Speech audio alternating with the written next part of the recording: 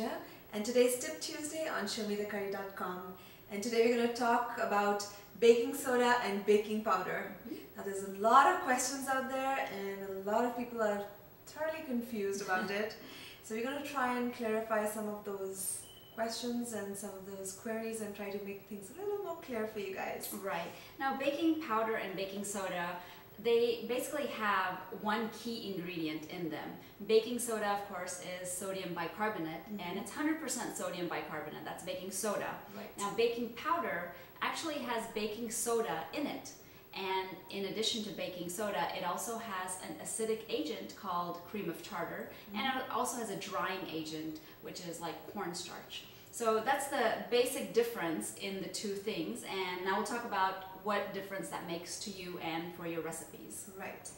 So in a lot of cases you cannot substitute baking powder for baking soda, because baking powder has, like Heather mentioned, the cream of tartar, which is an acidic component which can alter and just change the whole composition of your cooking, and you'll be wondering why it tastes funny and it doesn't look the right way, and you know, so on and henceforth. Right. And actually the difference between the two, when you should use one versus the other, is also pretty simple.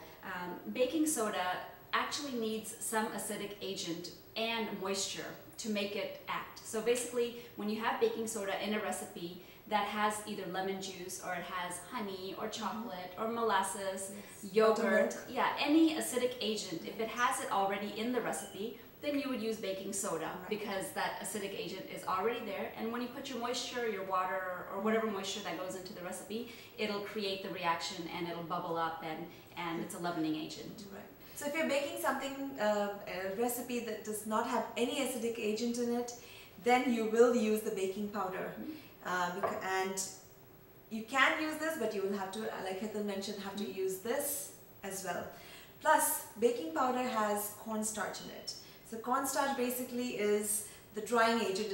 It kind of keeps the cream of tartar and the baking soda, you know, all dry.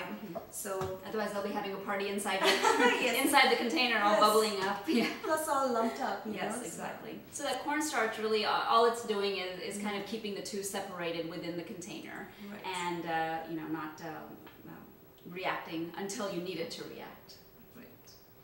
So mystery solved. Right. And for some reason, if you happen to have cream of tartar, it comes in a little bottle like this. Not very many people have it, and if you're going to go bother buying this, and then you might as well go and buy some baking powder. So for every teaspoon of baking powder, which is in a recipe, you can take a 1/4 teaspoon of baking soda and a 1/2 teaspoon of cream of tartar, and that'll give you enough for 1 teaspoon of baking powder.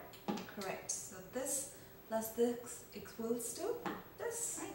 So math lesson, science lesson, all rolled into one. Right. It's really pretty simple. It's confusing actually to begin with, but if you just think about it logically, and it makes a lot of sense. Exactly. Right.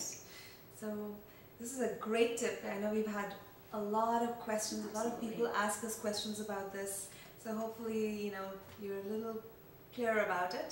And you know, this was an idea somebody asked us to give it as a tip. So that's what we did. So if you have a tip that you'd like to share with us, please let us know. We'd love to hear from you. You can email us at tips@ShowMeTheCurry.com. And join us again on another Tip Tuesday at ShowMeTheCurry.com.